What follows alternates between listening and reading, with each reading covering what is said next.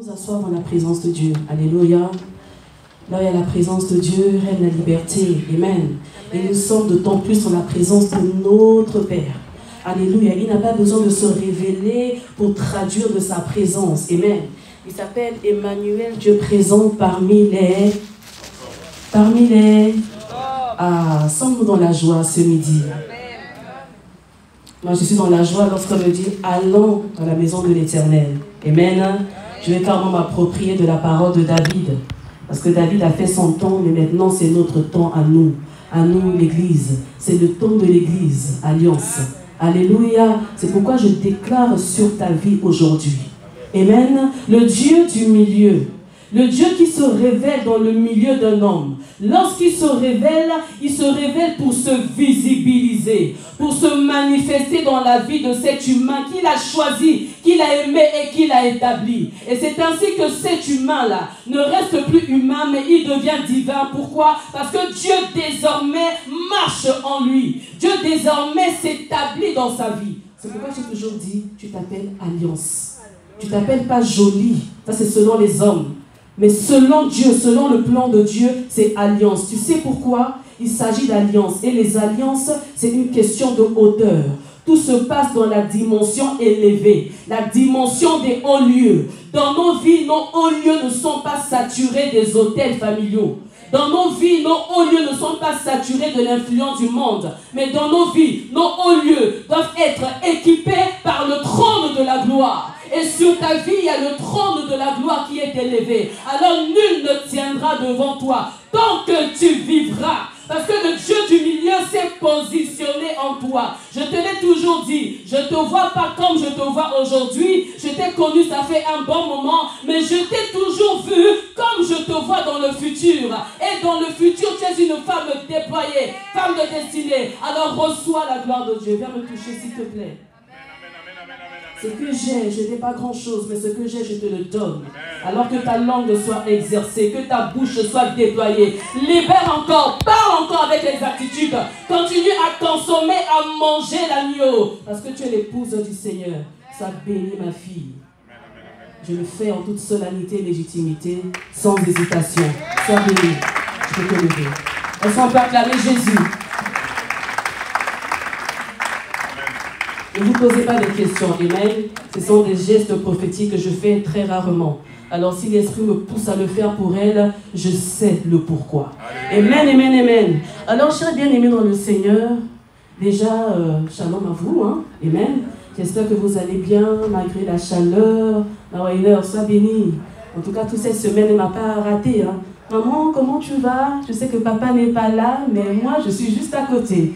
Et en tant que maman, ça m'a fait du bien. Nous en avons besoin. Amen. Alors, sois béni. Reçois selon la portion et le degré de ta foi. Alors, nous savons que papa n'est pas là. Amen. Mais maman est là. Mais surtout, vous les enfants, vous êtes là. Amen. Parce que s'il s'avère que dans 2 matins, moi aussi, je me déplace, l'église ne va pas se fermer. Vous allez continuer à servir. N'est-ce pas sage? Sois béni. Amen. Et plus encore, maman Bella, le Saint-Esprit est là. Amen. Parce que tant que nous serons sur la terre, nous, l'église du Seigneur, le Saint-Esprit, le paraclet, le partenaire de l'église, l'intime de l'église sera toujours là comme étant garant. Celui qui se positionne au milieu pour séparer la lumière des ténèbres, pour nous séparer avec nos adversaires. Amen. Il est celui-là qui se positionne dans nos champs de bataille. J'aimerais dire à quelqu'un que dans tes champs de bataille, dans tes réalités, tu n'es pas seul. Amen. Comme j'ai dit à la servante de Dieu tout à l'heure, c'est une question de haut lieu, une question de hauteur, une question de dimension. Parce que tout se passe d'abord dans les hauteurs. Lisa. Alléluia. Nous allons ouvrir nos Bibles pour lier l'utile à l'agréable. Nous allons prendre le livre de la Genèse, bien entendu. Nous allons lire dans Genèse, Genèse au chapitre 1er, au verset 1er. Amen. Alors j'aimerais quelqu'un qui pourra m'aider à lire la parole. Nous allons honorer la parole, bien entendu. Jésus.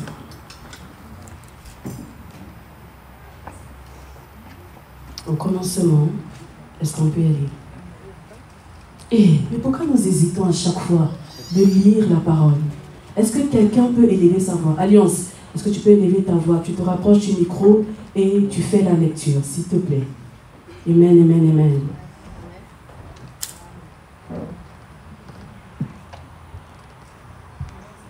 Genèse, la Genèse, chapitre 1er, à partir du verset 1er jusqu'au verset 3. Au commencement. Je lis la parole au nom de Jésus. Au commencement, Dieu créa le ciel et la terre. Or, la terre était désertique et vide. Le ténèbre couvrait l'abîme et l'Esprit de Dieu planait au-dessus des eaux. Yes. Et Dieu dit alors que la lumière soit. Et la lumière fit. Dieu vit que la lumière était bonne et sépara la lumière de ténèbres. Et sépara la lumière des ténèbres pour se positionner au milieu. Amen. Alléluia. Est-ce qu'on peut acclamer la parole de Dieu? Amen. Au commencement, nous pouvons nous asseoir. Au commencement, Dieu créa les cieux et la terre. Au commencement, Dieu créa l'univers. Au commencement, Dieu plaça les sphères. Au commencement, Dieu créa les cieux et la terre. Et cette même terre était informe et vide. Cette terre était chaotique. Elle était désertique. Elle était abîmée. Elle avait perdu sa forme initiale. Mais malgré ce chaos, malgré cette obscurité-là, Dieu ne s'est pas du tout inquiété. Amen. Est-ce qu'on devrait parler à quelqu'un? Amen. Lorsque Dieu a créé les cieux et la terre, Papa Pierre, ce n'était pas en plein jour. Dieu, il a créé les cieux et la terre en dehors du temps. Ah. Dieu a créé les cieux et la terre en dehors du temps. Donc la terre a été créée hors du temps. Et ensuite, elle a été positionnée dans le temps. Amen. Alléluia. Amen, amen. Et les grandes choses ont toujours lieu dans l'obscurité. Vous savez pourquoi? C'est parce que nous sommes appelés à se visibiliser dans l'obscurité. Or, nous les chrétiens aujourd'hui, David, sois béni, on a peur de l'obscurité. On a peur des adversités, des ennemis de notre foi. On a peur de tout ce qui est sombre. Même quand on sort dans l'obscurité pour aller prendre un verre d'eau, on commence à tâter là sur l'interrupteur pour qu'il y ait la lumière. On a peur, on est des peureux. Comme Pierre. Pierre, l'image de l'église. Bon, c'est pas toi. Amen. C'est que Pierre était un peureux. Hein? Ah. Mais ce même Pierre-là, lorsqu'il fut revêtu, il a fait des choses extraordinaires. Alléluia. Alors, pour revenir sur l'obscurité, bien-aimés de Dieu, nous sommes les étoiles. Amen. Et les étoiles sont superpositionnées dans les hauts lieux, dans les hauteurs. Amen. Et parce qu'on est positionné dans les hauteurs, qu'est-ce qui se passe? On influence la terre. On illumine la terre. On éclaire la terre. C'est nous qui donnons le tempo au monde et non le contraire. C'est pourquoi je vous ai dit tantôt, tout commence d'abord par les hauteurs. Dieu dit que la lumière soit. La première parole de Dieu sage. Dieu a commencé la vie de l'homme, de l'humanité, par la déclaration. Amen. Waouh! Plus que ça, par la prophétie. Mimi. Dieu dit, Dieu parle, Dieu déclare, Dieu relâche, Dieu prophétise. Il dit que la lumière soit. Il n'a pas dit que j'ai créé le ciel et la terre. Regardez tout ce que j'ai eu à faire. Il a commencé par positionner, installer la lumière au milieu. Bien-aimé, la lumière est dans ta vie. La lumière est dans ton centre. Quelle que soit ton obscurité, la lumière est là. Quel que soit ton chaos, la lumière est là. Quel que soit tes tumultes, la lumière est là. Quelles que soient tes réalités, je suis en train de parler à quelqu'un, la lumière est là. Réalisons que Christ est la lumière du monde et Christ domine le règne en ces lieux. Et parce que Christ vit en moi, Christ vit en toi, alors nous aussi nous dominons, nous manifestons la lumière de Dieu sur la terre. Dans nos familles, dans notre travail, dans notre assemblée, manifestons l'amour de Dieu dans notre génération. Alléluia. Nous sommes nombreux à l'église, nous sommes pieux, mais dans nos lieux de travail, on ne manifeste pas l'amour. Donc Inès du boulot et Inès de l'église, c'est deux personnes différentes. Nous sommes des étoiles. Amen. Dans notre lieu de travail, c'est l'obscurité, c'est la nuit. Mais nous sommes au temps du soir. Et c'est notre rôle de nous visibiliser. De visibiliser Emmanuel, le Dieu du milieu. Vous savez, lorsque j'étais en train de prier à travers tout ce mois, Amen, comme je disais à l'ancien tantôt, que plus on avance avec Dieu, plus on prie, au fait, il n'y a pas de limite. Dans la présence de Dieu Christévi, il n'y a pas de limite. Sa présence est illimitée. Maman Chimène, plus tu creuses, plus tu cherches Dieu, Dieu t'emmène au fur et à mesure. Amen. Qui a déjà vécu l'extase en esprit? Qui a déjà été rempli du Saint-Esprit? Là, c'est... Qui a déjà été revêtu du Saint-Esprit? Qui a déjà été loin du Saint-Esprit? Qui a déjà été transporté en extase par le Saint-Esprit? Bien-aimé, c'est compliqué. Qui a déjà expérimenté l'ivresse du Saint-Esprit? C'est une affaire de dimension. Alors, dès le commencement, Dieu nous montre notre position, Papa Noël, notre position de luminaire. On est dans les hauteurs. Donc, ceux-là qui sont dans les hauteurs ont une énorme responsabilité. L'Église, c'est l'épaule. L'Église, c'est la domination. Et on ne domine pas n'importe quoi. On domine sur les dominations dans les lieux célestes. On ne domine pas sur des petits démons, sur la réalité du monde, sur le travail, ton employeur qui te fait du mal à chaque fois. Amen. On domine sur les réalités spirituelles. Parce que le monde est avant tout spirituel. Si on parle d'église, on doit parler de la spiritualité. On ne doit pas seulement parler des choses physiques. Parce que tout ce qui est physique a un reflet spirituel. Le spirituel est la source, la racine de ce que nous vivons jour après jour dans nos réalités bien-aimées. On doit comprendre cela. Amen. Est-ce que tu es d'accord avec moi? Acclame Jésus. Et nous voyons que malgré ce chaos, malgré cette obscurité-là, malgré ce néant, bien-aimé de Dieu, l'Esprit de Dieu se mouvait. Il n'est pas dit « mais l'Esprit de Dieu », mais il est dit « et l'Esprit de Dieu ». Conjonction de coordination.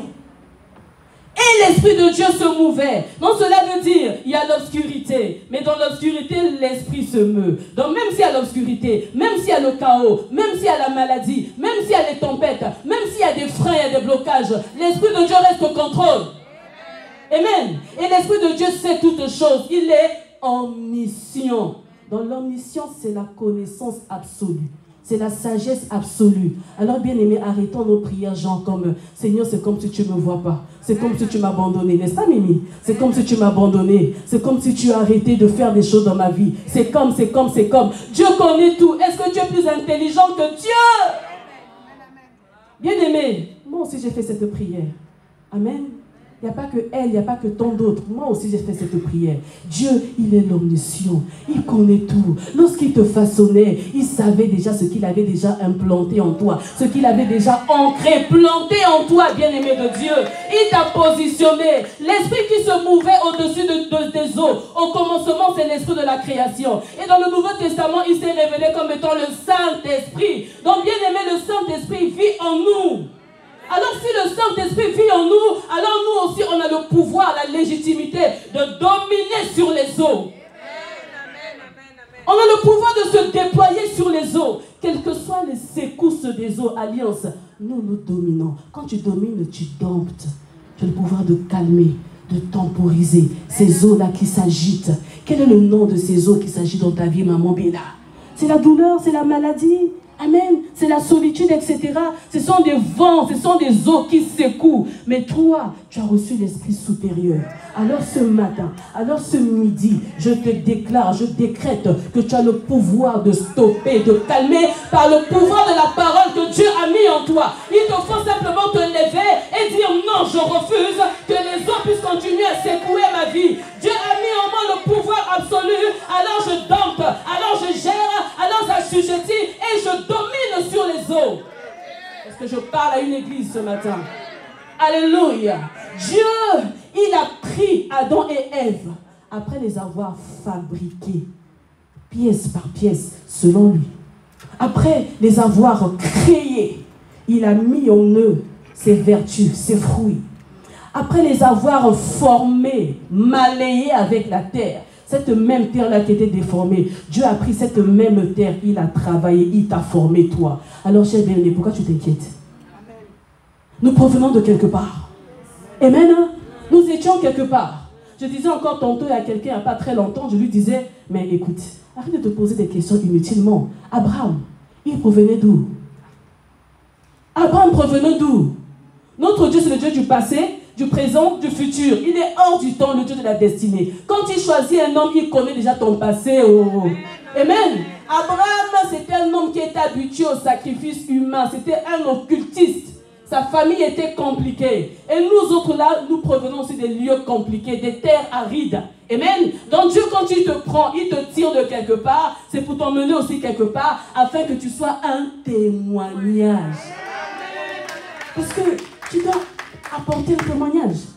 Tu es un porteur de témoignage. Amen. Peu importe ton passif, peu importe ton passé, peu importe ce que tu as vécu, que tu sois immaculée, blanche comme je ne sais quoi, ou que tu aies un dossier dégueulasse, bien-aimé de Dieu, ma Bible déclare que Jésus-Christ, lorsqu'on est venu lui poser un cas, le cas désespéré de cette femme prostituée, prise en flagrant délit, il y a toute une foule qui est venue devant lui pour lui dire, regarde cette femme. Alors selon la loi de Moïse, que devons-nous faire? On doit la lapider, on doit la condamner. Mais bien-aimé, comme l'apôtre aime bien le dire, est-ce que cette femme a été seule? Est-ce qu'on commet l'impudicité toute seule? Amen. Est-ce qu'on commet l'adultère tout seul? On est toujours à deux. Bon, aujourd'hui, là, avec des orgies, permettez-moi le terme, on ferme la parenthèse. Alors, cette femme, elle n'était pas seule. Mais malgré les accusations, là, parce que tu es une étoile depuis l'éternité, malgré les accusations, malgré les langages, les mauvais langages des hommes, malgré les venets des hommes, malgré les, comment on appelle ça, les identités falsifiées. Vous savez, il y a des gens, au fait, c'est même pas eux-mêmes qui font leur CV, hein, mais c'est leurs vis-à-vis, les gens qui le voient, les gens de l'extérieur qui font leur CV. Non, moi je vais gérer ton CV. Ah bon, hein? Ok. Mais comment je vais prendre ton CV là? Je vais détruire ton CV. Je vais le gâter alors grave. Et quand je prends ton CV, je vais le donner à ta place chez ton employeur. Quand l'employeur va voir, on ne le prend pas. C'est un langage. Amen. Beaucoup ont des dossiers abîmés. Beaucoup ont des réputations salies. Beaucoup ont des CV falsifiés. Mais j'aimerais te dire ce matin, notre Dieu est celui-là qui a créé les cieux et la terre, Lisa. Et ce matin, ce midi, qu'est-ce qu'il fait? Il descend. Alors qu'on t'accuse, bien-aimé, fais ça. Tu sais pourquoi? Parce que Yeshua, maman love, là je dis plus fort. Hein? Vous savez pourquoi le dimanche dernier, j'ai dit Flore à 2 reprises? Il ne s'agissait pas d'elle. Je parlais du désordre de Dieu, n'est-ce pas? Au fait, Dieu est en train de réinstaller son ordre dans la vie de sa sœur qui s'appelait Flore. Alléluia. Notre Dieu, il descend alors qu'on parle de toi.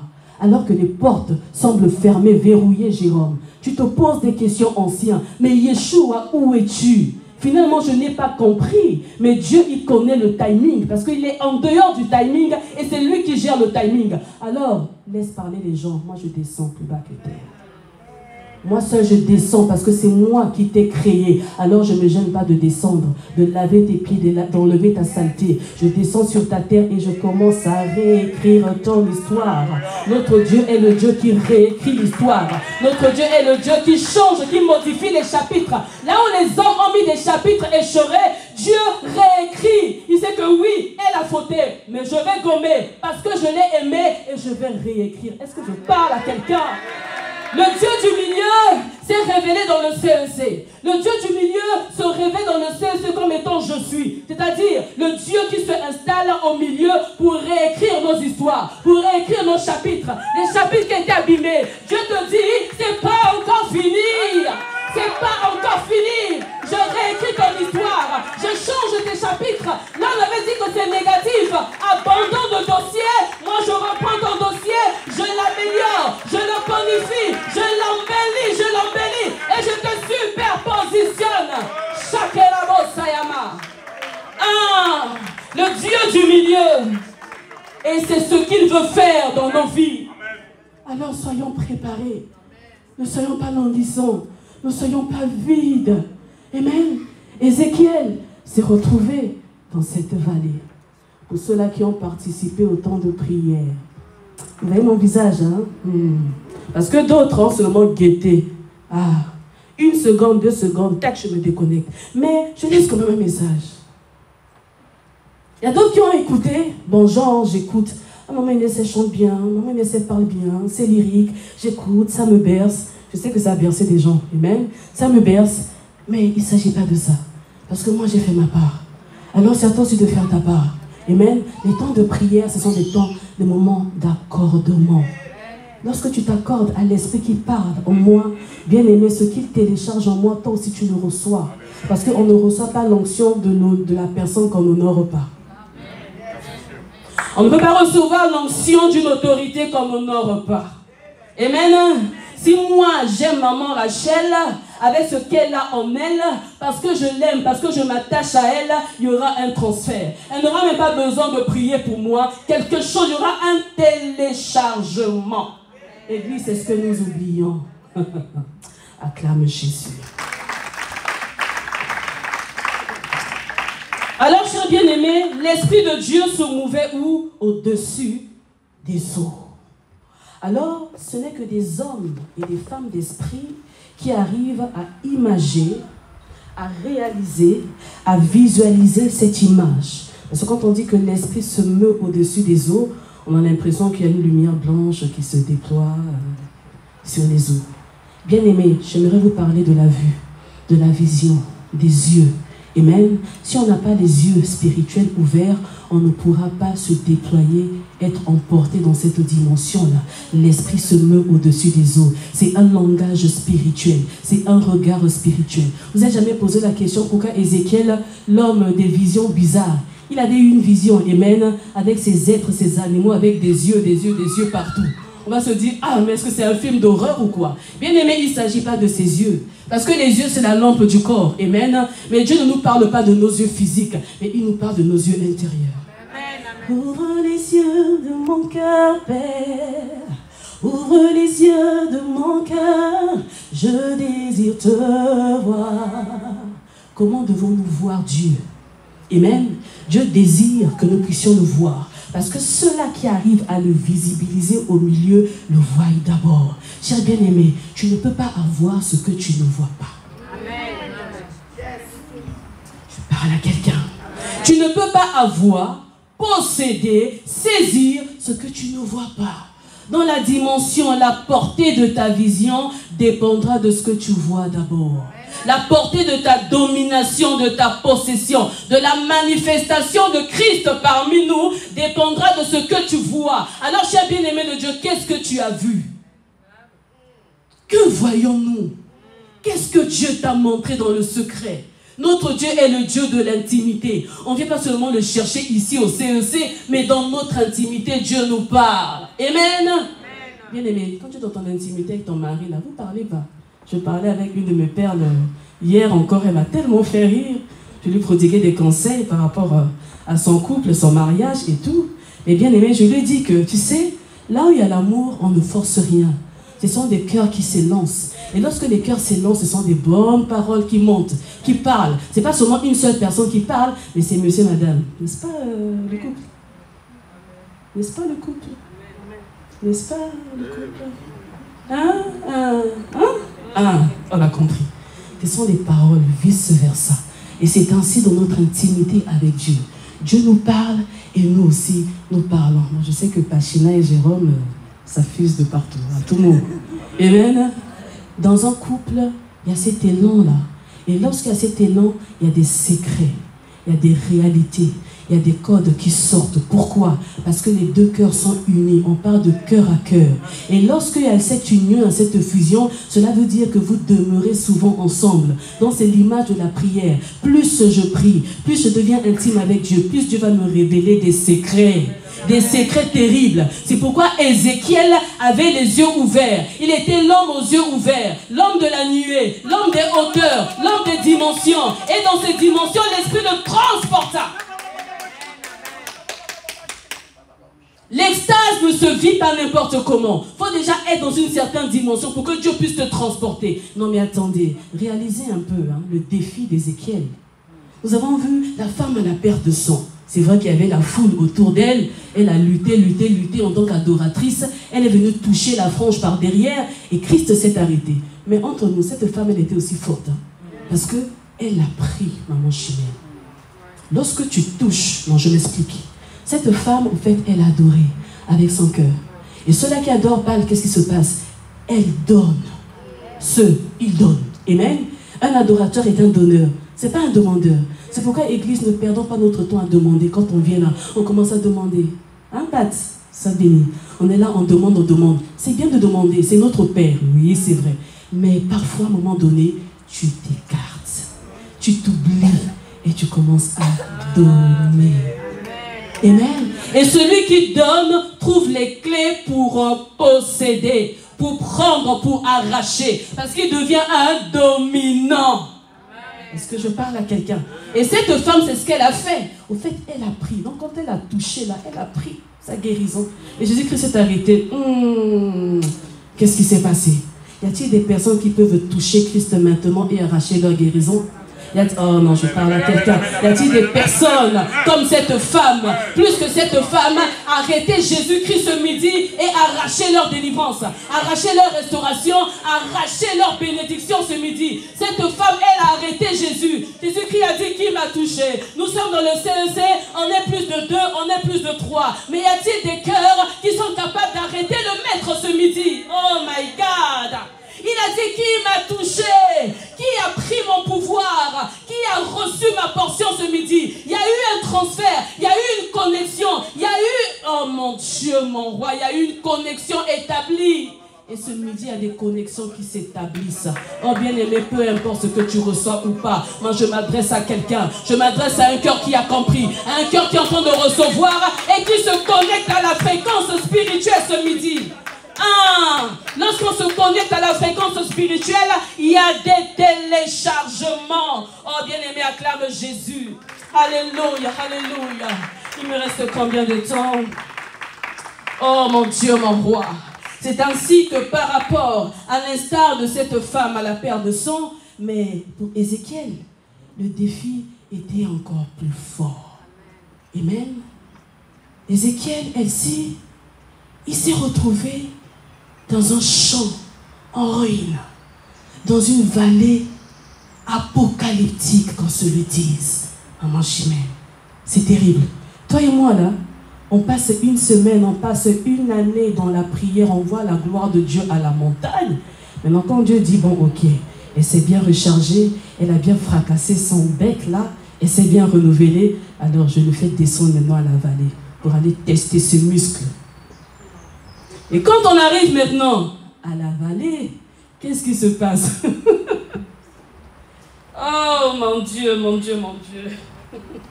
Arrivé à la vallée, on croirait qu'on devrait voir vraiment la gloire descendre, voir les miracles, les changements extraordinaires. Mais Dieu nous positionne face aux ossements desséchés.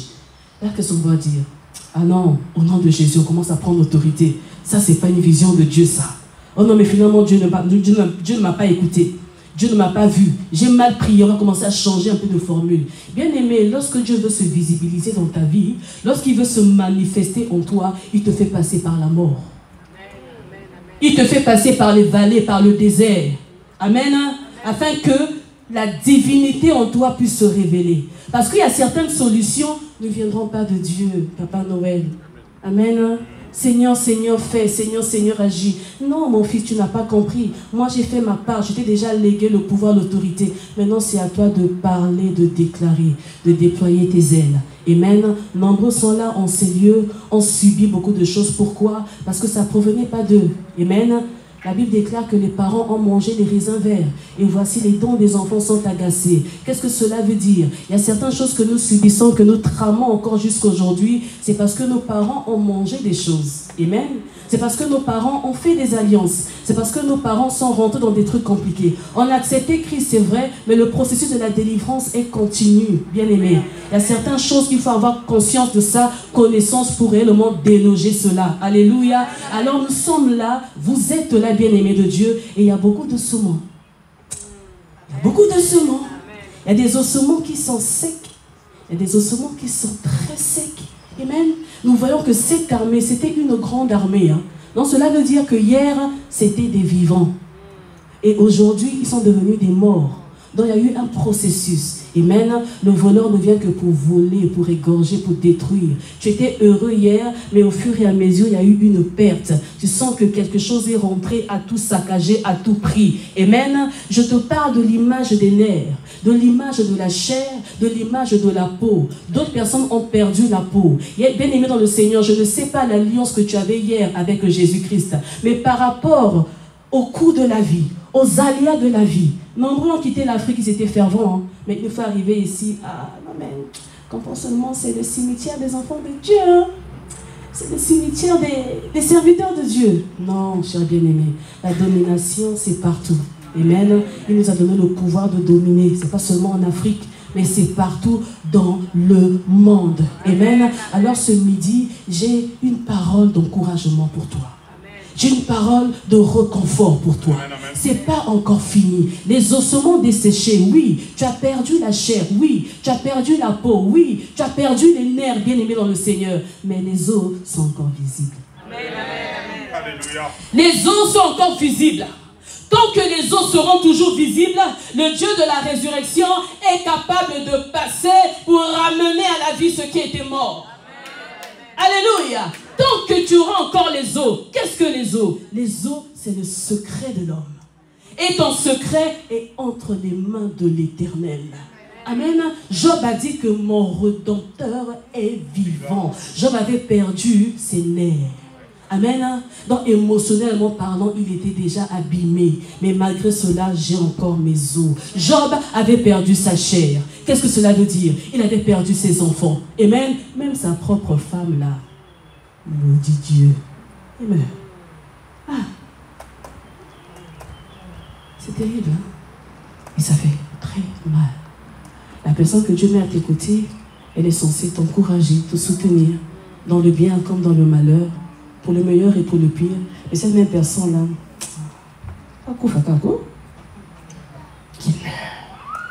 c'est terrible. Alléluia. Alléluia. Job a dit, mon Rédempteur est vivant. Et il se lèvera. Le dernier. Job a révélé Yeshua comme étant le dernier. Et aujourd'hui se révèle comme étant le milieu. Donc il y a cette plus-value là. Parce que je suis au milieu, je vais toujours germer. Donc je te garantis la vie, bien-aimé dans le Seigneur. Peu importe le chaos. Tant que je suis au milieu là, donc tant que tu as la vie là, Emmanuel vit en toi, tu vas germer. Oh mon Dieu, mon Dieu, mon Dieu, mon Dieu, mon Dieu. Oh, le Seigneur est merveilleux. Bien-aimés dans le Seigneur, vous savez, le dimanche dernier, on a commencé ce message d'ailleurs, parce que notre thème, c'est toujours le Dieu de la promesse et de l'accomplissement, n'est-ce pas?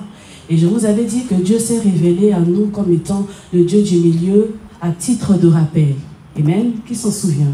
C'était à titre de rappel. Pourquoi? À titre de rappel par rapport à l'ordre. Et on avait compris que par rapport à l'ordre, Dieu parfois il crée le désordre pour réinstaurer son ordre à lui. On a vu l'image de Sarah qui a dit l'enfant est en train de rire, c'est mon fils qui doit hériter. Et non, Ismaël.